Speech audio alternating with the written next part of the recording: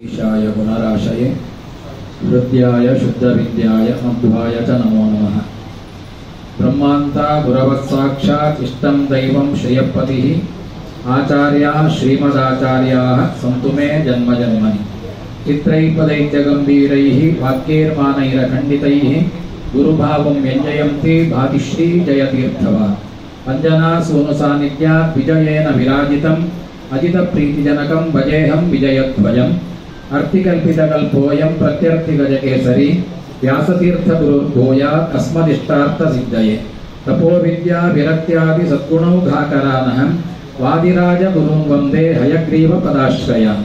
पूज्याय राघवेन्द्राय सत्यधर्मरताय च भजतां कल्पवृक्षाय नमतां कामधेनवे। अनवद्यात्मचारित्र्यं वादिकद्योतभास्करं विद्यामान्यगुरुं वन्दे विद्याविद्योतभास्वरम्।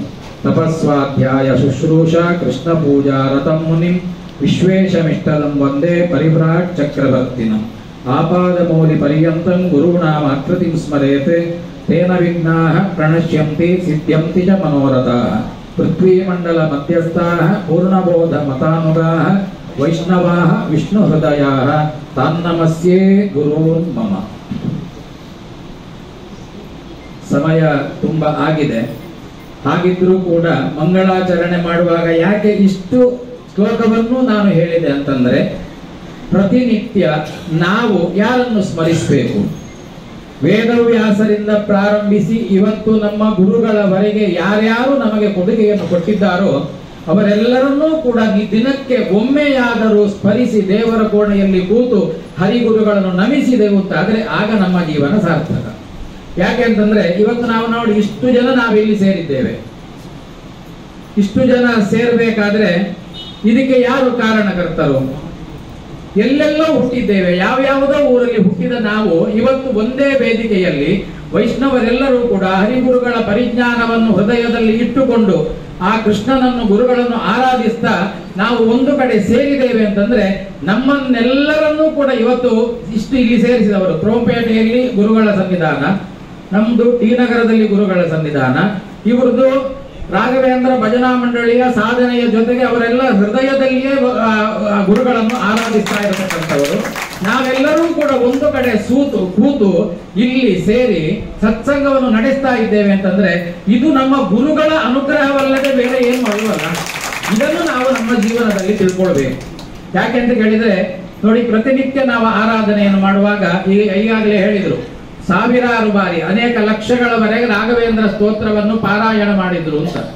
ದೇವರ ಆರಾಧನೆ ಮಾಡಿ ದೇವರನ್ನು ಪೂಜಿಸಿ ಅಂತ ನಾವು ಮಕ್ಕಳಿಗೆ ಹೇಳ್ತೇವೆ. ಯಾವ ರೀತಿಯಾಗಿ ಪೂಜಿಸಬೇಕು? ವಾದಿರಾಜರು ದಶಾವತಾರದ ವರ್ಣನೆಯನ್ನು ಮಾಡ್ತಾರೆ.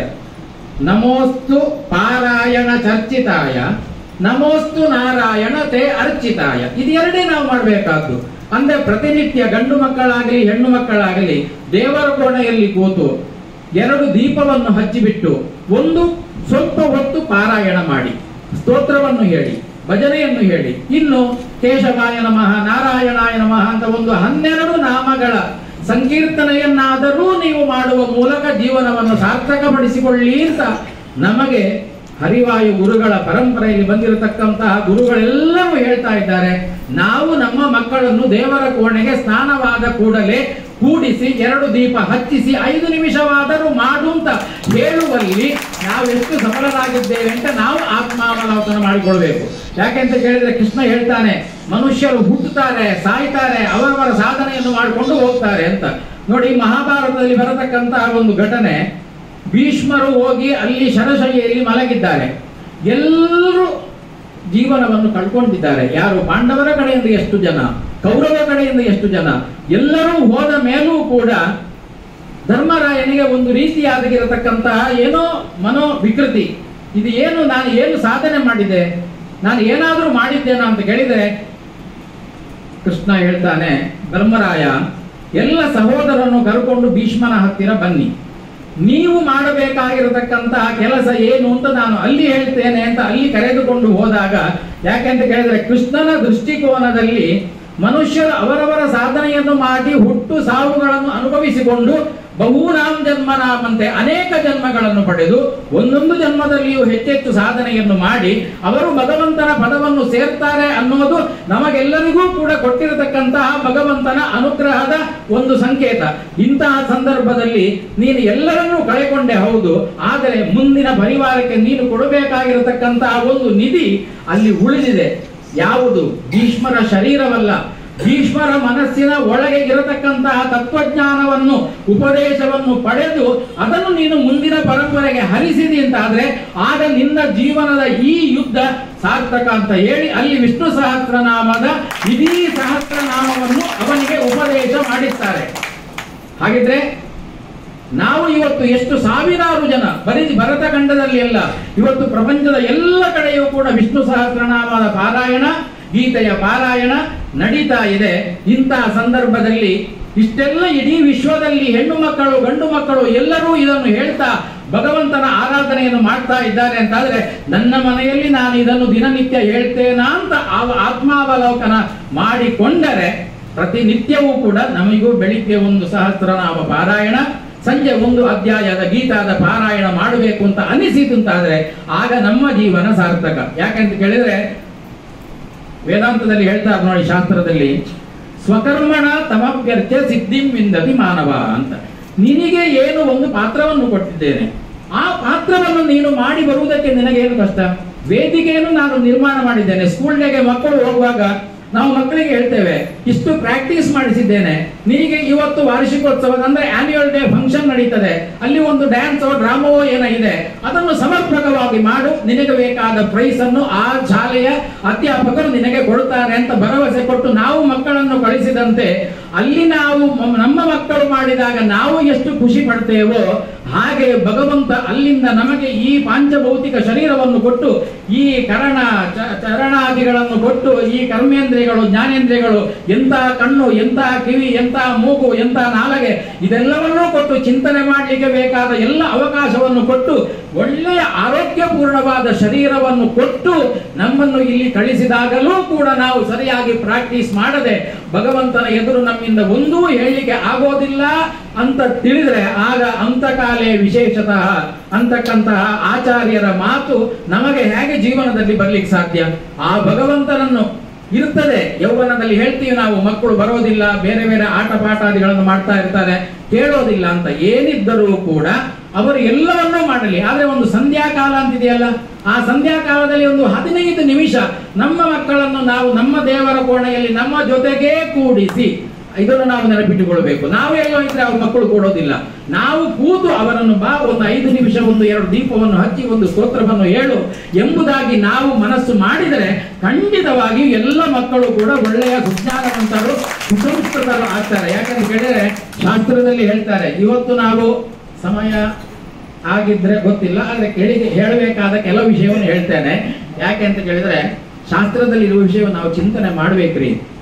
ಒಂದೇ ಒಂದು ವಾಕ್ಯ ಹೇಳ್ತಾರೆ, ಇವತ್ತು ನಾವು ರಾಯರ ಮಠಕ್ಕೆ ಬರ್ತೇವೆ, ನಾವು ದೇವಸ್ಥಾನಕ್ಕೆ ಬರ್ತೇವೆ, ಏನೋ ಮಾಡ್ತಾ ಇದ್ದೇವೆ ಅಂತಂದ್ರೆ ಭಗವಂತ ನಮ್ಮನ್ನು ಸಾತ್ವಿಕರು ಎಂಬುದಾಗಿ ಪರಿಗಣಿಸಿದ್ದಾನೆ. ಹಾಗಿದ್ರೆ ನಮ್ಮ ಗುರುಗಳಾದ ಹಯವದನ ಪುರಾಣಿಗಳು ಯಾವತ್ತು ಹೇಳ್ತಾ ಇದ್ರು, ನೀವು ವಿದ್ಯಾಪೀಠಕ್ಕೆ ಬಂದಿದ್ದೀರಿ ಮಕ್ಕಳ, ಪ್ರತಿಯೊಬ್ಬರು ಉದ್ಯೋಗ ಮಾಡ್ತಾರೆ, ಎಲ್ರಿಗೂ ಸಂಸಾರ ಆಗ್ತದೆ, ಎಲ್ರಿಗೂ ಮಕ್ಕಳಾಗ್ತದೆ, ಅದೆಲ್ಲ ನಡೀತಾ ಇರ್ತದೆ. ಅದರ ಜೊತೆಗೆ ಇಷ್ಟು ಕೋಟಿಗಟ್ಟಲೆ ಜನರಲ್ಲಿ ಯಾವುದೋ ಕೆಲವು ಮಕ್ಕಳನ್ನು ಮಾತ್ರ ವಿದ್ಯಾಪೀಠಕ್ಕೆ ಕರೆಸಿ ಆಚಾರ್ಯರ ಗ್ರಂಥಗಳನ್ನು ಓದಿಸುವ ಯೋಗ್ಯತೆಯನ್ನು ಅರ್ಹತೆಯನ್ನು ಗುರುಗಳು ನಿಮಗೆ ಕೊಟ್ಟಿದ್ದಾರೆ ಅಂತಂದ್ರೆ ನೀವು ಖಂಡಿತ ಮೋಕ್ಷ ಯೋಗ್ಯರು ಹೌದು ಎಂಬುದಾಗಿ ಭರವಸೆಯನ್ನು ಹಯವದನ ಪುರಾಣಿಕರು ನಾವು ಓದುವಾಗ ನಮಗೆ ಕೊಡ್ತಾ ಇದ್ರು. ಯಾಕೆ ಹೇಳ್ತೇನೆ ಅಂತ ಹೇಳಿದ್ರೆ ಶಾಸ್ತ್ರದಲ್ಲಿ ಇರುವ ಮಾತು, ದಾತೃತ್ವಂ ಪ್ರಿಯವಕ್ತೃತ್ವಂ ಭೋಕ್ತೃತ್ವಂ ಉಚಿತಜ್ಞತ ಸಂಸ್ಕಾರೇಣ ಚ ಲಭ್ಯಂತೆ ಚತ್ವಾರೋ ಸಹಜ ಗುಣ. ಪ್ರತಿಯೊಂದು ವ್ಯಕ್ತಿಯಲ್ಲಿ ಒಳಗೆ ಒಳ್ಳೆಯ ಅಭಿಮಾನ ಇದೆ, ಒಳ್ಳೆಯ ಪ್ರೇಮ ಇದೆ, ಭಗವಂತನ ಚಿಂತನೆ ಇದೆ, ಏನೋ ಒಳ್ಳೆಯನ್ನು ಕೆಲಸ ಮಾಡಬೇಕು ಅಂತ ಅವನಿಗಿದೆ, ಆದ್ರೆ ಅವನ ಪರಿಸರ ಅದಕ್ಕೆ ಒತ್ತು ಕೊಡ್ತಾ ಇಲ್ಲ, ಆ ಪರಿಸರ ಅವನನ್ನು ಬಿಡ್ತಾ ಇಲ್ಲ. ಇಂತಹ ಸಂದರ್ಭದಲ್ಲಿ ನಮ್ಮ ಮನೆಯಲ್ಲೇ ನಾವು ಅಂತಹ ಪರಿಸರವನ್ನು ನಿರ್ಮಾಣ ಮಾಡಿದೆವು ಅಂತಾದ್ರೆ ಕೋಟಿಗಟ್ಟಲೆ ಸಂಪಾದನೆ ಮಾಡಿದ ವ್ಯಕ್ತಿಗಳಿದ್ದಾರೆ, ಅವರಿಗೆ ದಾತೃತ್ವ ಒಳ್ಳೆ ಕೆಲಸ, ಇನ್ನ ಯಾವುದೋ ಒಂದು ಬ್ರಹ್ಮ ಕಲಶದ್ದು ಒಂದು ನಾನು ವಿಡಿಯೋ ನೋಡ್ತಾ ಇದ್ದೆ. ಅದರಲ್ಲಿ ಒಬ್ರು ಸದಾಶಿವ ಶೆಟ್ಟಿ ಅಂತ ಬಾಂಬೆಯಿಂದ ಬಂದವರು, ಪರಶುರಾಮ ಕ್ಷೇತ್ರದ ಉಡುಪಿಯಲ್ಲಿ ಅವರದು ಬ್ರಹ್ಮ ಕಲಶ ಆಗ್ತಾ ಇದೆ ಒಂದು ದೇವಸ್ಥಾನದಲ್ಲಿ.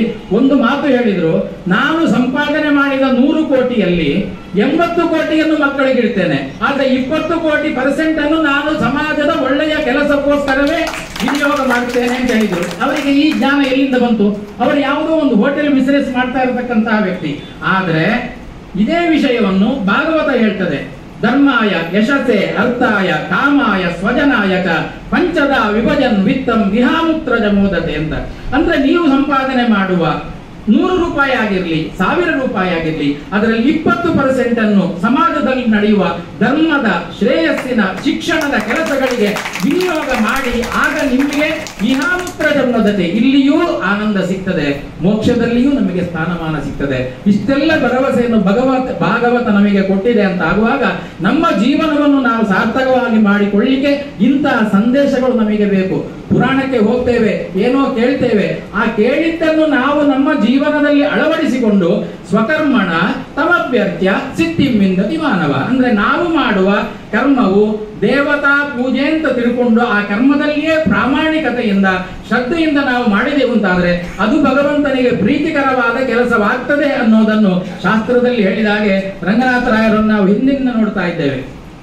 ಅವರು ಹಿಂದಿನ ಭಜನೆ ಎಲ್ಲ ಮಾಡುವಾಗ, ಇವತ್ತು ನಾವು ಚೆನ್ನೈಯಲ್ಲೇ ಆಗಲಿ ತಮಿಳುನಾಡಿನ ಎಲ್ಲೇ ಆಗಲಿ ಒಂದು ಪ್ರೊಸೆಷನ್ ಅಂತಾದ್ರೆ ಆಗ ರಾಘವೇಂದ್ರ ಭಜನಾ ಮಂಡಳಿ ಸದಸ್ಯರು ಇದ್ದಾರೆ ಅಂತಾದ್ರೆ ನಮಗೆ ಪ್ರೊಸೆಷನ್ ಮಾಡಲಿಕ್ಕೆ ಧೈರ್ಯ. ಯಾಕಂದ್ರೆ ಅಷ್ಟು ಒಂದು ಭಾವದಿಂದ ಎಲ್ಲರನ್ನು ಸೇರಿಸಿಕೊಂಡು ಹಾಡ್ತಾ ಸ್ವಾಮೀಜಿಗಳ ಮುಂದೆ ನಿಂತುಕೊಂಡು ಉಳಿದವರನ್ನು ಆಕರ್ಷಿಸಿ ಎಲ್ಲರಿಗೆ ಸ್ಫೂರ್ತಿ ನೀಡತಕ್ಕಂತಹ ಕೆಲಸವನ್ನು ಆ ಭಜನಾ ಮಂಡಳಿ ಮಾಡ್ತಾ ಇದೆ. ನಾನು ಧರ್ಮಪ್ರಕಾಶಲ್ಲಿ ಹೋಗ್ತಾ ಇದ್ದೆ. ಹೋಗುವಾಗ ಅಲ್ಲಿ ನಾರಾಯಣದಾಸರ ಮನೆಯಲ್ಲಿ ಹಿಂದೆ ಮಧ್ವನವಮಿ ಇತ್ಯಾದಿ ಕಾರ್ಯಕ್ರಮಗಳು ಆಗ್ತಾ ಇತ್ತು. ಆ ಕಾರ್ಯಕ್ರಮಗಳಾಗುವಾಗ ಅದರ ಜೊತೆಗೆ ಧರ್ಮಪ್ರಕಾಶಲ್ಲಿ ನಮ್ಮ ಸಮಾಜದ ಕೆಲವು ಬ್ರಾಹ್ಮಣರ ಮದುವೆಗಳು ನಡೀತಾ ಇತ್ತು. ಆ ಮದುವೆಗಳು ನಡೀತಾ ಇರುವಾಗ ಮದುವೆಯ ಗಂಡು ಹೆಣ್ಣಿನ ಅಪ್ಪ ಅಮ್ಮ ಮಾವ ಅಜ್ಜ ಯಾರು ಅಂತ ನಮಗೆ ಗೊತ್ತಿಲ್ಲ. ಆದ್ರೆ ನಮ್ಮನ್ನು ಪ್ರೀತಿಯಿಂದ ಸ್ವಾಗತಿಸಿ ನಗುಮುಖದಿಂದ ಎಲ್ಲರನ್ನೂ ಕೂಡ ಚೆನ್ನಾಗಿ ಸುಧಾರಿಸ್ತಾ ಇದ್ದಿರತಕ್ಕಂತಹ ಟೀಮ್ ಅಂತಂದ್ರೆ ಅದು ರಾಘವೇಂದ್ರ ಭಜನಾ ಮಂಡಳಿಯ ಎಲ್ಲ ಸದಸ್ಯರು. ಅಂದ್ರೆ ಇದನ್ನು ಯಾಕೆ ಹೇಳ್ತೇನೆ ಅಂತಂದ್ರೆ, ನೋಡಿ, ನಾವು ಮರಿತಾ ಇರ್ತೇವೆ, ನಮ್ಮ ಮನೆಗೆ ಯಾರಾದ್ರೂ ಒಂದು ಮನೆಗೆ ಬಂದ್ರೆ ಒಂದು ಸೌಜನ್ಯದಿಂದ ಅವರನ್ನು ಬನ್ನಿ ಕೂತುಕೊಳ್ಳಿ, ನೀರು ಬೇಕಾ, ಏನಾದ್ರೂ ಬೆಲ್ಲ ನೀರು ಇಡಬೇಕಾ, ಈ ಸಂಸ್ಕಾರವನ್ನು ಕೂಡ ನಾವು ನಮ್ಮ ಮಕ್ಕಳಿಗೆ ಕಲಿಸದೇ ಇದ್ರೆ ಅವ ಸೆಲ್ ಫೋನ್ ನೋಡ್ತಾ ಇರ್ತಾನೆ. ಬಂದವರನ್ನು ಹಂಗೆ ಒಕ್ಕಾರಂಗ ಅಪ್ಪ ಬರಬಾರ್ದು ಅಂತ ಹೇಳಿದ್ರೆ ಅವ ಸೆಲ್ ನೋಡ್ಕೊಂಡು ಎಲ್ಲ ಹೋದ. ಈ ರೀತಿಯಾಗಿರತಕ್ಕಂತಹ ಅಂದ್ರೆ ಒಬ್ಬ ಬಂದ ಅತಿಥಿಯನ್ನು ಯಾಕೆ ಹೇಳ್ತೇನೆ ಅಂತಂದ್ರೆ, ಇದು ಯಾವಾಗ ಬರ್ತದೆ ಈ ಜಾಗೃತಿ ಅಂತಂದ್ರೆ, ನಮ್ಮ ಮನೆಗೆ ಬರುವ ಪ್ರತಿಯೊಬ್ಬ ಅತಿಥಿಯ ಒಳಗೆ ಒಂದು ಭಗವಂತನ ರೂಪ ಇದೆ. ಈ ಚಿಂತನೆ ಯಾವಾಗ ನಮ್ಮಲ್ಲಿ ಇರ್ತದೋ ಗೌರವ ಪೂರ್ವಕವಾಗಿ ಅವರನ್ನು ಕರೆದು ಕುಳ್ಳಿರಿಸಿ ಅವರಿಗೆ ಬೇಕಾದ ತೃಷಾ ನಿವಾರಣೆಗೆ ಬೇಕಾದ ಆತಿಥ್ಯವನ್ನು ನಾವು ಕೊಟ್ಟು ಅವರನ್ನು ಸಂತೃಪ್ತಿಗೊಳಿಸಲಿಕ್ಕೆ ಬಯಸ್ತೇವೆ. ಯಾಕೆ? ಅಂತರ್ಯಾಮಿಯಾದ ಭಗವಂತನಿಗೆ ಪ್ರೀತಿಯಾಗಲಿ ಅಂತ. ಈ ಅನುಸಂಧಾನವನ್ನು ನಮಗೆ ಕೊಟ್ಟವರು ಆಚಾರ್ಯ ಮಧ್ವರು.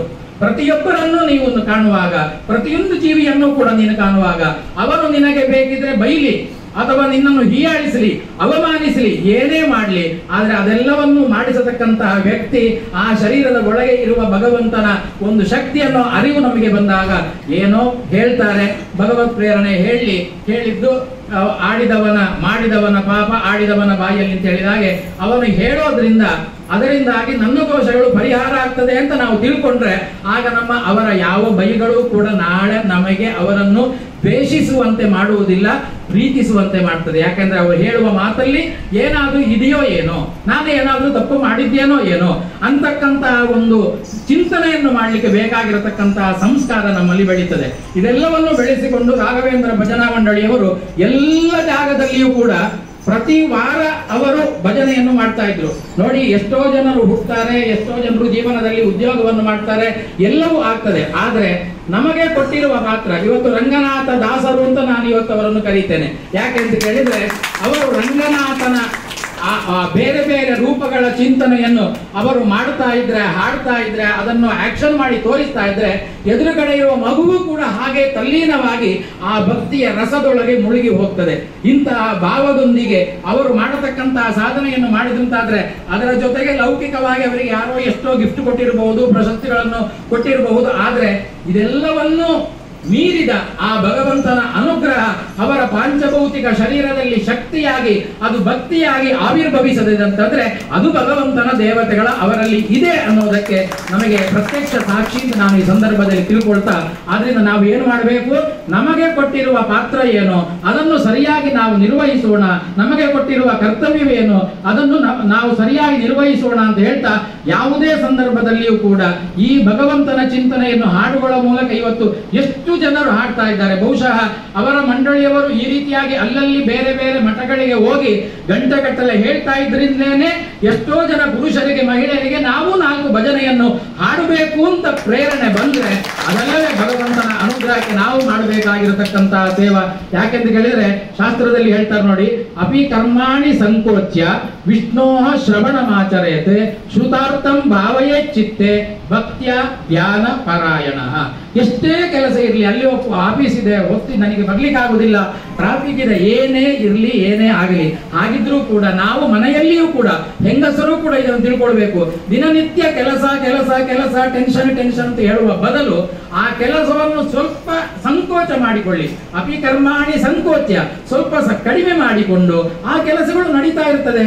ನಡೀತಾ ಇರುವಾಗ ವಿಷ್ಣೋಹ ಶ್ರವಣಮಾಚರೇತೆ, ಅಡಿಗೆ ಮನೆಯಲ್ಲಿ ಕೆಲಸ ಮಾಡುವಾಗಲೂ ಲಕ್ಷ್ಮೀ ಶೋಭಾನೆ ದಾಸರ ಪದಗಳನ್ನು ಹಾಡ್ತಾ ಕೇಳ್ತಾ ಕೆಲಸ ಮಾಡಿದ್ರೆ ಸಮಯ ಓದದ್ದೇ ಗೊತ್ತಾಗುದಿಲ್ಲ. ಅದನ್ನು ಇನ್ನೂ ಏನು ಕೃತಾರ್ಥಂ ಭಾವಯೇ ಚಿತ್ತೆ, ಕೇಳ್ತೀವಲ್ಲ, ಕೇಳಿದ್ದನ್ನು ಮನಸ್ಸಿನಲ್ಲಿ ಅರ್ಥಾನುಸಂಧಾನ ಮಾಡಿಕೊಂಡ್ರೆ ಅದು ಮತ್ತಷ್ಟು ಸ್ಫೂರ್ತಿಯನ್ನು ಕೊಡ್ತದೆ ನಮಗೆಲ್ಲರಿಗೂ ಕೂಡ. ಈಶ ನಿನ್ನ ಚರಣ ಭಜನೆ ಆಸೆಯಿಂದ ಮಾಡುವೆನು, ದೋಷ ರಾಶಿ ನಾಶ ಮಾಡು ಶ್ರೀಶ ಕೇಶವ ಅಂತ ನೀವು ಬೇರೆ ಬೇರೆ ರಾಗದಲ್ಲಿ ಹೇಳ್ಬಹುದು. ನನಗೆ ರಾಗದ ಪರಿಜ್ಞಾನ ವಿಶೇಷ ಇಲ್ಲ. ಹಾಗಿದ್ರು ನೋಡಿ, ಅಲ್ಲಿ 2 ವಾಕ್ಯದಲ್ಲಿ ದಾಸರು ಎಂತಹ ಅರ್ಥವನ್ನು ಕೊಟ್ಟಿದ್ದಾರೆ. ಶ್ರೀಶ ನಿನ್ನ ಚರಣ ಭಜನೆ ಆಸೆಯಿಂದ ಮಾಡುವೆನು, ನಾನು ಉಳಿದ ಎಲ್ಲ ಕೆಲಸಗಳನ್ನು ಮಾಡಿದರೂ ಕೂಡ ನಿನ್ನ ಚರಣ ಭಜನೆಯನ್ನು ಮಾಡುವುದು ನನ್ನ ಅಪೇಕ್ಷೆ, ಇದನ್ನು ನಾನು ಮಾಡ್ತೇನೆ. ಮಾಡಿದ್ರಿಂದ ಏನು ಪ್ರಯೋಜನ? ಇವತ್ತು ಮಕ್ಕಳು ಕೇಳೋದದ್ದು, ದೇವರ ಪೂಜೆ ಮಾಡಿದರೆ ಏನು ಸಿಗ್ತದೆ, ಜಪವನ್ನು ಮಾಡಿದರೆ ಏನು ಸಿಗ್ತದೆ, ಈಶನ ಭಜನೆಯನ್ನು ಮಾಡುವುದರಿಂದ ಏನು ಸಿಗ್ತದೆ ಅಂತ ಕೇಳಿದ್ರೆ ಒಡನೆ ದಾಸರು ಉತ್ತರ ಕೊಡ್ತಾರೆ ನೋಡಿ, ದೋಷ ನಾಶ ಮಾಡು ಶ್ರೀಶ ಕೇಶವ. ಅಂದ್ರೆ ನಾವು ಮಾಡುವ ಪ್ರತಿನಿತ್ಯ ಏನಾದ್ರೂ ತಪ್ಪುಗಳನ್ನು ಮಾಡ್ತಾ ಇರ್ತೇವೆ, ಎಷ್ಟೋ ದೋಷಗಳು ಬರ್ತಾ ಇರ್ತದೆ. ಆ ದೋಷಗಳೆಲ್ಲವನ್ನು ಪರಿಹರಿಸಿ ನಮ್ಮ ಆರೋಗ್ಯವನ್ನು ಮಾನಸಿಕ ಸ್ಥಿಮಿತವನ್ನು ಸಂಪೂರ್ಣವಾಗಿ ಚೆನ್ನಾಗಿ ಬೆಳೆಸು, ಉಳಿಸು, ಅಭಿವೃದ್ಧಿಗೊಳಿಸು ಅಂತ ನಾವು ಪ್ರಾರ್ಥನೆಯನ್ನು ಮಾಡಿದೆವು ಅಂತ ಆದ್ರೆ ಅಲ್ವೇ ಭಗವಂತ ನಮಗೆ ಅನುಗ್ರಹವನ್ನು ಮಾಡ್ತಾನೆ. ಮಗು ಅತ್ತಾಗತಾನೆ ಮಗುವಿಗೆ ಏನಾದ್ರೂ ಕೊಡ್ಬೇಕು ಅಂತ ಅಮ್ಮನಿಗೆ ಅನ್ಸತ್ತೆ. ಮಗುವಿಗೆ ಹಸಿವಾಗಿದೆ ಅಂತ ಆದಾಗ ಮಗು ಅತ್ತಾಗ ಯಾಕೆ ಮಗು ಅಳ್ತಾ ಇದೆ, ಹೋಗಿ ಸಂತೈಸೋಣ ಅಂತ ಮಗುವನ್ನು ಹೇಗೆ ತಾಯಿಯಾದವಳು ಆರೈಕೆ ಮಾಡ್ತಾಳೋ ಹಾಗೆ ನಾವು ನಮ್ಮ ಬಾಯಿಯಿಂದ ಅಳುವುದು ಅಂತಂದ್ರೆ ಹಾಡುವುದು, ಅಂದ್ರೆ ಭಗವಂತನನ್ನು ಸ್ತುತಿಸುವುದು. ಇದನ್ನು ಮಾಡಿದೆವು ಅಂತಾದ್ರೆ ಹೇಳ್ತಾರೆ ನೋಡಿ, ಶಾಸ್ತ್ರದಲ್ಲಿ ಒಂದು ಗಂಭೀರವಾದ ವಿಷಯ ಇದೆ. ದುರ್ಬಲಂ ಪ್ರಬಲೇನೈವ ಪ್ರಬಲಂ ನ ವಿನಶ್ಯತಿ ಅತಃ ಪುಣ್ಯಂ ಸದಾ ಕಾರ್ಯಂ ಸರ್ವತೈವೋಪಕಾರಕಂ ಅಂತ ಒಂದು ಮಾತು. ಅಂತಂದ್ರೆ ಏನು ಅಂತಂದ್ರೆ, ಯಾಕೆ ಪ್ರದಕ್ಷಿಣೆ ಬರಬೇಕು, ಯಾಕೆ ದೇವರಿಗೆ ನಮಸ್ಕಾರ ಮಾಡಬೇಕು, ಏನಿದ್ರಿಂದ ಸಿಗ್ತದೆ ಅಂತ ಕೇಳಿದ್ರೆ, ನಾವು ಹಿಂದಿನಿಂದ ಎಷ್ಟೋ ಜನ್ಮಗಳಿಂದ ಸಂಪಾದನೆ ಮಾಡಿಕೊಂಡು ಬಂದಿರತಕ್ಕಂತಹ ಪುಣ್ಯ ಪಾಪಗಳೆಲ್ಲವೂ ನಮ್ಮಲ್ಲಿದೆ. ಜೀವನದಲ್ಲಿ ಮನುಷ್ಯ ಅಂತಂದ್ರೆ ಕರೆಕ್ಟ್ 50% ಪುಣ್ಯ 50% ಪಾಪ ಯಾವ ಮನುಷ್ಯನಲ್ಲಿ ಸಂಗ್ರಹವಾಗ್ತದೋ ಆಗ ಅವನು ಮನುಷ್ಯ ಜನ್ಮವನ್ನು ಪಡೀತಾರೆ ಅಂತ ಹೇಳ್ತಾರೆ. 50% ಒಳಗೆ ಪುಣ್ಯ ಇದ್ರೆ ಪ್ರಾಣಿ, ಅವರು ಪಾಪ ಜಾಸ್ತಿ ಇದ್ರೆ ಪ್ರಾಣಿಗಳಾಗಿ ಹುಡ್ತಾರೆ. 50% ಮೇಲೆ ಹೋದ್ರೆ ಮಹಾತ್ಮರಾಗಿ ಋಷಿಮುನಿಗಳಾಗಿ ಹುಡ್ತಾರೆ. ಈಕ್ವಲ್ 50-50 ಯಾವಾಗ ಇರ್ತದೋ ಪುಣ್ಯ ಪಾಪಗಳು, ಆಗ ನಾವು ಮನುಷ್ಯರಾಗ್ತೇವೆ ಅಂತ ಹೇಳಿದ್ರಿಂದ ಆ ಸಂದರ್ಭದಲ್ಲಿ ಮನುಷ್ಯನಾದವನು 50 ಇದ್ದದನ್ನು 60 ಮಾಡಿಕೊಳ್ಬೇಕು ಅಂತಾದ್ರೆ ನಾವು ಈ ಪ್ರದಕ್ಷಿಣೆ ಇತ್ಯಾದಿಗಳನ್ನು ಮಾಡುವ ಮೂಲಕ ದುರ್ಬಲಂ ಪ್ರಬಲೇನೈವ, ನಮ್ಮಲ್ಲಿರತಕ್ಕಂತಹ ಕೆಲವು ಚಿಕ್ಕ ದೋಷಗಳಿದ್ರೆ ಅದು ಪ್ರಬಲವಾಗಿರತಕ್ಕಂತಹ ನಾವು ಮಾಡುವ ಪುಣ್ಯ ಕಾರ್ಯದಿಂದ ನಾಶವಾಗ್ತದೆ. ನಾವು ಮಾಡುವ ಪ್ರಬಲವಾದ ದೋಷಗಳು ಯಾವತ್ತೂ ನಾಶವಾಗುವುದಿಲ್ಲ. ಅದು ನಾಶವಾಗಬೇಕು ಅಂತಾದ್ರೆ ಪುಣ್ಯ ಕಾರ್ಯಗಳನ್ನು ಜಾಸ್ತಿ ಮಾಡ್ತಾ ಮಾಡ್ತಾ ಮಾಡ್ತಾ ಪುಣ್ಯವನ್ನು ಹೆಚ್ಚು ಮಾಡಿದಾಗ ನಮ್ಮಲ್ಲಿರುವ ಚಿಕ್ಕ ಚಿಕ್ಕ ಪಾಪದಿಂದ ಬರತಕ್ಕಂತಹ ದೋಷದ ಪಾಪದ ಪರಿಣಾಮಗಳು, ಕೆಟ್ಟ ಪರಿಣಾಮಗಳು ನಾಶವಾಗಿ ಹೋಗ್ತದೆ ಅಥವಾ ಚಿಕ್ಕದರಲ್ಲಿ ಬಂದು ಹೋಗ್ತದೆ. ಆದ್ರಿಂದ ನಾವು ಪ್ರತಿನಿತ್ಯ ನಾವು ಪುಣ್ಯ ಸಂಪಾದನೆಯನ್ನು ಮಾಡಬೇಕು ಎಂಬುದಾಗಿ ವಿಷ್ಣು ರಹಸ್ಯದಲ್ಲಿ ಧರ್ಮ ಸೂಕ್ಷ್ಮವನ್ನು ಎಷ್ಟು ಚೆನ್ನಾಗಿ ಹೇಳಿದ್ರಿಂದಲೇ ಮನುಷ್ಯರಾದರೂ ಎಚ್ಚರಿಕೆಯಿಂದ ನಮ್ಮ ಈ ಮನುಷ್ಯ ಜನ್ಮವು ಎಷ್ಟೋ ಜನ್ಮಗಳ ನಂತರ ದೊರೆತಿರುವ ಈ ಮನುಷ್ಯ ಜನ್ಮವನ್ನು ಕಾಯೇನ ಮನಸ ಬುದ್ಧಿಯ ಕೇವಲ ಇಂದ್ರಿಯೈರಪಿ ಯೋಗಿನಃ ಕರ್ಮ ಕುರುವಂತಿ ಸಂಗಂ ತ್ಯಕ್ವಾ ಆತ್ಮಶುದ್ಧಯೇ ಅಂತಂದ್ರೆ ನಾವು ಮಾಡತಕ್ಕಂತಹ ಕೆಲಸವನ್ನು ನಾವು ಯಾಕೆ ಮಾಡ್ತೇವೆ, ಯೋಗಿಗಳು ಯಾಕೆ ಮಾಡ್ತಾರೆ? ಇವತ್ತು ನಾವು ಪೇಜಾವರ ಸ್ವಾಮಿಗಳನ್ನು ನೋಡಿದ್ದೇವೆ. ಪೇಜಾವರ ಸ್ವಾಮಿಗಳು ನಿಮಗೆಲ್ಲರಿಗೂ ಕೂಡ ಚಿರಪರಿಚಿತರು. ಅವರು ಬಂದರು, 8ನೇ ವರ್ಷದಲ್ಲಿ ಆಶ್ರಮವನ್ನು ಸ್ವೀಕಾರ ಮಾಡಿದರು. 8ರಿಂದ 80ರವರೆಗೆ ಇಡೀ ಭರತಖಂಡದಲ್ಲಿ ತಿರುಗಿದರು. ಕೊನೆಗೆ 80ರ ಹತ್ತಿರ ಬರುವಾಗ ಅಯೋಧ್ಯೆಯಲ್ಲಿ ರಾಮನ ಪ್ರತಿಷ್ಠೆ ಆಗಲಿಕ್ಕೆ ಒಪ್ಪಿಗೆ ಸಿಕ್ಕಿದೆ ಅಂತ ಹೇಳಿದಾಗ ಅವರು ತಮ್ಮ ಬೃಂದಾವನದ ಒಳಗೆ ಹೋಗಿ ತಪಸ್ಸನ್ನು ಮಾಡಲಿಕ್ಕೆ ಶುರು ಮಾಡಿದರು. ಚಿಕ್ಕ ಸ್ವಾಮಿಗಳು ಪ್ರತಿಷ್ಠೆ ಮಾಡಿ ಇವತ್ತು ರಾಮನ ದರ್ಶನವನ್ನು ಇಡೀ ಭರತಖಂಡದ ಮಕ್ಕಳಿಗೆ ಅವರ ದರ್ಶನವನ್ನು ಮಾಡಿಸ್ತಾ ಇದ್ದಾರೆ. ಅಂತಂದ್ರೆ ಮಹಾತ್ಮರು ಯಾಕೆ ಕೆಲಸವನ್ನು ಮಾಡ್ತಾರೆ? ಯೋಗಿನಃ ಕರ್ಮ ಕುರುವಂತಿ ಸಂಘಂ ತ್ಯಕ್ವ ಆತ್ಮಶುದ್ಧಯೇ. ಅವರಿಗೇನು ಆಗ್ಬೇಕಾಗಿಲ್ಲ. ಅವರಿಗೆ ಇಷ್ಟು ಸಂಸ್ಥೆಗಳನ್ನು ಕಟ್ಟಿ ಇವತ್ತು ಉತ್ತರಾದ ಮಠದಲ್ಲಿ ನೋಡಿ, ಮಂತ್ರಾಲಯ ಮಠದಲ್ಲಿ ನೋಡಿ, ವ್ಯಾಸರಾಯ ಮಠದಲ್ಲಿ ನೋಡಿ, ನಾವು ಸುವರ್ಣ ಯುಗದಲ್ಲಿದ್ದೇವೆ. ಪ್ರತಿಯೊಂದು ಮಠದ, ರಾಘವೇಂದ್ರ ಮಠದ ಎಲ್ಲ ಮಠದ ಪೀಠಾಧಿಪತಿಗಳು ಕೂಡ ಸಮಾಜಕ್ಕೋಸ್ಕರ ಹಗಲು ರಾತ್ರಿ ಭಕ್ತರನ್ನು ಸಂಪರ್ಕ ಮಾಡಿ ಅತ್ಯಂತ ಅಭಿವೃದ್ಧಿಯಾಗಿರತಕ್ಕಂತಹ ಕೆಲಸವನ್ನು ಮಾಡ್ತಾ ಇದ್ದಾರೆ. ಇದರಲ್ಲಿ ನಮ್ಮ ಕಾಣಿಕೆಯನ್ನು ನಾವು ಸೇರಿಸಿಕೊಳ್ಳದಿದ್ದರೆ, ನಮ್ಮ ಕಾಣಿಕೆಯನ್ನು ನಾವು ಸಮರ್ಪಿಸಿಕೊಳ್ಳದಿದ್ದರೆ ನಮ್ಮ ಜೀವನದ ಸಾರ್ಥಕ್ಯತೆ ಹೇಗಾದೀತು? ಇದನ್ನು ತಿಳಿದುಕೊಂಡು ನಾವು ಈ ಮಠ ಮಂದಿರಗಳು ನಡೆಸುವ ಎಲ್ಲ ಕಾರ್ಯಗಳಿಗೂ ಕೂಡ ಅವರು ಯಾಕೆ ಮಾಡ್ತಾರೆ? ಸಂಗಮ್ ತ್ಯಕ್ವ ಆತ್ಮಶುದ್ಧಯೇ. ನಮ್ಮ ಆತ್ಮಶುದ್ಧಿಗೋಸ್ಕರ ನಾವು ಕೆಲಸವನ್ನು ಮಾಡಬೇಕು ಅಂತ ಪೇಜಾವರ ಶ್ರೀಗಳವರು 4 ಗಂಟೆಗೆ ಎದ್ದು 11 ಗಂಟೆವರೆಗೆ ಸಂಚಾರ ಮಾಡಿ ಎಲ್ಲವನ್ನು ಸಂಗ್ರಹಿಸಿ ಅಲ್ಲಲ್ಲಿ ಸಂಸ್ಥೆಗಳನ್ನು ಕಟ್ಟು ಅಲ್ಲಲ್ಲಿ ಮಕ್ಕಳುಗಳನ್ನು ಬೆಳೆಸಿ ಹಾಸ್ಟೆಲ್, ಆಸ್ಪತ್ರೆ ಇತ್ಯಾದಿಗಳನ್ನು ಮಾಡಿ ಗೋಶಾಲೆಯನ್ನು ಕೂಡ ಅಭಿವೃದ್ಧಿ ಮಾಡಿ ಅವರು ಹೋಗಿ ಚಿಕ್ಕ ಒಂದು ಕಾವಿ ಶಾಟಿ, ಒಂದು ಶಾಲು ಹೀಗೆ ಹಾಕಿಕೊಳ್ತಾರೆ. ಒಂದು ಚಿಕ್ಕ ತಲೆದುಂಬ ಅವರಿಗಿದೆ, ಅದರಲ್ಲಿ ಹೋಗಿ ಆರಾಮವಾಗಿ ಮಲಗಿಕೊಳ್ತಾರೆ. ಬೆಳಿಗ್ಗೆ 4 ಗಂಟೆಗೆ ಉಷಕಾಲಕ್ಕೆ ಸರಿಯಾಗಿ ಹೇಳ್ತಾರೆ. ಇದಲ್ಲವೇ ಯೋಗಿಗಳ ಲಕ್ಷಣ. ಇಷ್ಟು ಇವರು ಯಾಕೆ ಮಾಡ್ತಾರೆ? ನನ್ನ ಸಮಾಜದ ಭಗವದ್ ಭಕ್ತರು, ಮುಂದಿನ ಪರಂಪರೆ, ನಮ್ಮ ಸನಾತನ ಧರ್ಮ ಮುಂದಿನ ಮಕ್ಕಳಿಗೆ ಅದು ಹರಿದು ಬರಬೇಕು. ಅದಕ್ಕೋಸ್ಕರ ಮಠ ಮಂದಿರಗಳು ಬೇಕು. ಇವತ್ತು ನಾವು ಹೇಳ್ತೇವೆ, ಎಷ್ಟೋ ಜನ ಹೇಳ್ತೇವೆ, ಮೊಘಲ್ ಸಾಮ್ರಾಜ್ಯದವರು ಬಂದ್ರು, ಎಷ್ಟೋ ದೇವಸ್ಥಾನಗಳನ್ನು ನಾಶ ಮಾಡಿದ್ರು ಅಂತ. ಸೈಲೆಂಟ್ ಆಗಿ ಅದನ್ನು ಮತ್ತೆ ಉಳಿಸಿದವರು ರಾಘವೇಂದ್ರ ತೀರ್ಥರು. ಪ್ರತಿಯೊಂದು ಊರಿನಲ್ಲಿ, ಪ್ರತಿಯೊಂದು ಕಾಲೋನಿಯಲ್ಲಿ, ಪ್ರತಿಯೊಂದು ನಗರದಲ್ಲಿ, ಭಾರತ ದೇಶದಲ್ಲಿ ಮಾತ್ರ ಅಲ್ಲ, ನಮ್ಮ ದೇಶದಿಂದ ಹೊರಗೆ ವಿದೇಶಕ್ಕೆ ಹೋದ ಮಕ್ಕಳಿಗೂ ಕೂಡ ಅಲ್ಲಿ ಕೃಷ್ಣನ ದೇವಸ್ಥಾನವನ್ನು ಸ್ಥಾಪಿಸಿ ರಾಘವೇಂದ್ರ ಸ್ವಾಮಿಗಳು ಯಾವತ್ತೂ ಕೂಡ ತಾವು ಒಬ್ಬರು ಕೂತಿಲ್ಲ. ತನ್ನ ಜೊತೆಗೆ ತಾವು ಯಾಕೆ ಕೂತಿದ್ದಾರೆ ಅನ್ನೋ ಅರಿವನ್ನು ನಮಗೆ ಮೂಡಿಸ್ತಾರೆ. ರಾಘವೇಂದ್ರ ಸ್ವಾಮಿಗಳ ಬೃಂದಾವನದ ಹಿಂದೆ ಪ್ರಾಣದೇವರಿರ್ತಾರೆ. ಪ್ರಾಣದೇವರ ಮೇಲೆ ನರಸಿಂಹನೋ, ರಾಮನೋ, ಕೃಷ್ಣನೋ ಆ ಪ್ರತಿಮೆಗಳು ಅಲ್ಲಿ ಇರ್ತದೆ. ಪ್ರತಿನಿತ್ಯ ಅಭಿಷೇಕ ಮಾಡಿದ ಆ ನೀರು ರಾಘವೇಂದ್ರ ಸ್ವಾಮಿಗಳ ಬೃಂದಾವನಕ್ಕೆ ಬಂದು ಬೀಳ್ತದೆ. ಅದನ್ನು ನಾವು ತೀರ್ಥ ಅಂತ ತೆಗೆದುಕೊಳ್ತೇವೆ.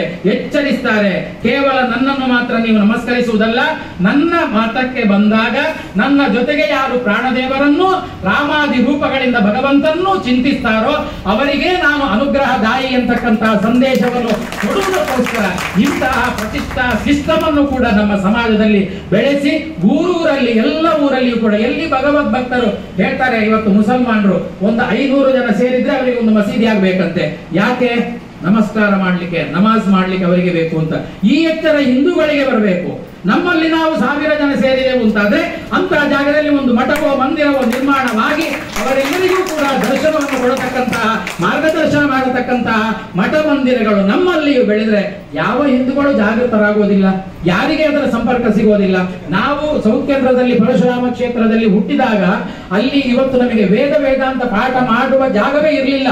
ಯಾವುದೋ ಮನೆಗಳಿಗೆ ಹೋಗಿ ನಾವು ಕೇಳ್ತಾ ಇದ್ವಿ. ಅಂತಹ ಸಂದರ್ಭದಲ್ಲಿ ಪೇಜಾವರ ಶ್ರೀಪಾದಂಗಳವರು ವಿದ್ಯಾಪೀಠವನ್ನು ಸ್ಥಾಪಿಸಿ ಅಂತಹ ವಿದ್ಯಾಪೀಠದ ಮೂಲಕ ಸಾವಿರಾರು ಮಕ್ಕಳನ್ನು ಪ್ರತಿಯೊಂದು ಊರಿಗೂ ಕೂಡ ಉತ್ತರಾದಿ ಸ್ವಾಮಿಗಳು ಕೂಡ ಎಲ್ಲ ಊರಿಗೆ ಎಲ್ಲೆಲ್ಲಿ ಅಪೇಕ್ಷೆ ಉಂಟೋ ಅಲ್ಲಿ ಪಾಠ ಪ್ರವಚನಕ್ಕೆ, ಪಾರಾಯಣಕ್ಕೆ, ಯಾಜ್ಞಿಕ ವೃತ್ತಿಗೆ ಮಕ್ಕಳನ್ನು ಕಳಿಸ್ತಾ ಇದ್ದಾರೆ. ಇಷ್ಟೆಲ್ಲ ಅವರು ಶ್ರಮ ವಹಿಸಿ ಮಾಡುವಾಗ ಅಂತಹ ಮಕ್ಕಳನ್ನು ಪೋಷಿಸಬೇಕಾಗಿರತಕ್ಕಂತಹ ಕರ್ತವ್ಯ ನಮಗೂ ಇದೆ. ಇವತ್ತು ಪೂರ್ಣ ಪ್ರಜ್ಞಾ ವಿದ್ಯಾಪೀಠದಲ್ಲಿ ನಾವು ಓದಿದ ಹಾಸ್ಟೆಲ್ ಅದನ್ನು ಈಗ ಬಾರಿ ಹಳೆದಾಯ್ತು.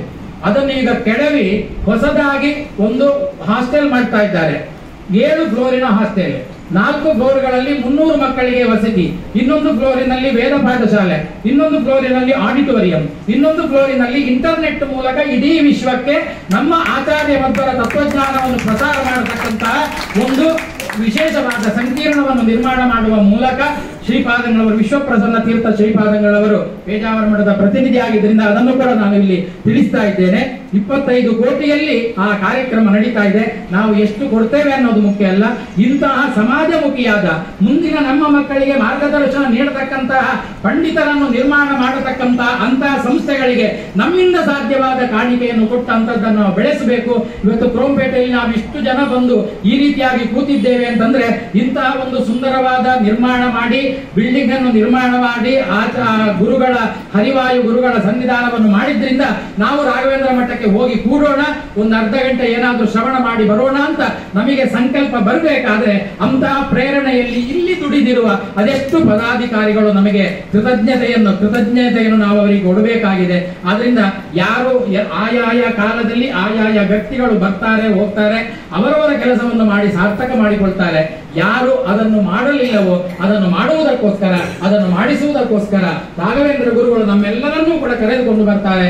ಒಬ್ಬರಿಂದ ಧನದ ಸಹಾಯವನ್ನು ಮಾಡಿಸ್ತಾರೆ, ಇನ್ನೊಬ್ಬರಿಂದ ಧನ ಮನ ತನು, ಇದು 3 ತನು ಮನ ಧನ, ಇದು 3 ನಾವು ಮಾಡಬೇಕಾಗಿರತಕ್ಕಂತಹ ದೇವರ ಸೇವೆ. ಅದು ಶಾರೀರಿಕವಾಗಿ ಆಗಿರಬಹುದು, ಆರ್ಥಿಕವಾಗಿ ಆಗಿರಬಹುದು, ಮಾನಸಿಕವಾಗಿ ಇರಬಹುದು. ಇದೆಲ್ಲವನ್ನು ನಮ್ಮಲ್ಲಿ ಗುರುಗಳು ಮಾಡಿಸುವುದಕ್ಕೋಸ್ಕರ ನಮ್ಮೆಲ್ಲರನ್ನೂ ಕೂಡ ಇಲ್ಲಿ ಅಕ್ಕರೆಯಿಂದ ಇಲ್ಲಿ ಕೂಡಿಸಿಕೊಂಡಿದ್ದಾರೆ ಅಂತಂದ್ರೆ ಗುರುಗಳ ವಿಶೇಷವಾದ ಅನುಗ್ರಹ ನಮಗೆ ದೊರೆಯದೆ ನಾವು ಇಂತಹ ಒಂದು ಸತ್ಕಾರ್ಯದಲ್ಲಿ ಭಾಗವಹಿಸಲಿಕ್ಕೆ ಸಾಧ್ಯ ಇಲ್ಲ. ಇಂತಹ ಸಂದರ್ಭದಲ್ಲಿ ಸಮಯ ಮೀರಿದೆ, ಆದ್ರೆ ಅಪರೂಪಕ್ಕೆ ಕರೆದಿದ್ದರಿಂದ ಕೆಲವು ಮಾತುಗಳನ್ನು ಹೇಳಬೇಕು ಅಂತ ನನಗೆ ಅನಿಸಿದ್ರಿಂದ ಅದನ್ನು ಆ ಸಮಯವನ್ನು ಹೆಚ್ಚಾಗಿ ಉಪಯೋಗಿಸಿಕೊಂಡಿದ್ದೇನೆ. ಇಂತಹ ಕಾರ್ಯವನ್ನು ಮಾಡಿರತಕ್ಕಂತಹ ಮುರಳಿ ಕೃಷ್ಣ, ಬಾಲಕೃಷ್ಣ ಎರಡೂ ಕೂಡ ಕೃಷ್ಣನ ರೂಪದ ಒಂದೊಂದು ಸ್ವರೂಪವನ್ನು ನಾವು ಅವರ ಹೃದಯದಲ್ಲಿ ಕಾಣ್ತೇವೆ. ಕೃಷ್ಣ ಒಳಗಿದ್ದು ಅವರಿಂದ ಆ ಕೆಲಸವನ್ನು ಇನ್ನೂ ಹೆಚ್ಚಿನ ರೀತಿಯಲ್ಲಿ ಮಾಡಿಸಲಿಕ್ಕೆ ಬೇಕಾದ ಎಲ್ಲ ಭಕ್ತಾಭಿಮಾನಿಗಳ ಸಹಕಾರದೊಂದಿಗೆ ಅಭಿವೃದ್ಧಿಯನ್ನು ಬಯಸ್ತಾ ಇವತ್ತಿನ ಪ್ರಶಸ್ತಿಯನ್ನು ಪಡೆದಿರತಕ್ಕಂತಹ ರಂಗನಾಥ ದಾಸರಿಗೂ ಕೂಡ ಮತ್ತೊಮ್ಮೆ ನಾನು ಕೃತಜ್ಞತೆಯನ್ನು ಸಲ್ಲಿಸಿ ಇಂತಹ ಉತ್ತಮ ಕೆಲಸವನ್ನು ಮಾಡತಕ್ಕಂತಹ ಅನೇಕ ವ್ಯಕ್ತಿಗಳಿಗೆ ಈ ಸಮಾಜದ, ಈ ಸಂಘದ, ಈ ಮಧ್ವ ಸೇವಾ ಟ್ರಸ್ಟ್ನ ಎಲ್ಲ ಪದಾಧಿಕಾರಿಗಳ ಮೂಲಕ ಎಲ್ಲ ಭಗವದ್ಭಕ್ತರು ಕೂಡ ಪ್ರೇರಣೆಯನ್ನು ಕೊಡಲಿ ಅಂತ ಹರಿವಾಯು ಗುರುಗಳಲ್ಲಿ ನಾನು ವಿಶೇಷವಾಗಿ ಪ್ರಾರ್ಥಿಸಿ ನನ್ನ ಮಾತನ್ನು ಮುಗಿಸ್ತಾ ಇದ್ದೇನೆ. ಶ್ರೀಕೃಷ್ಣ ಅರ್ಪಣ.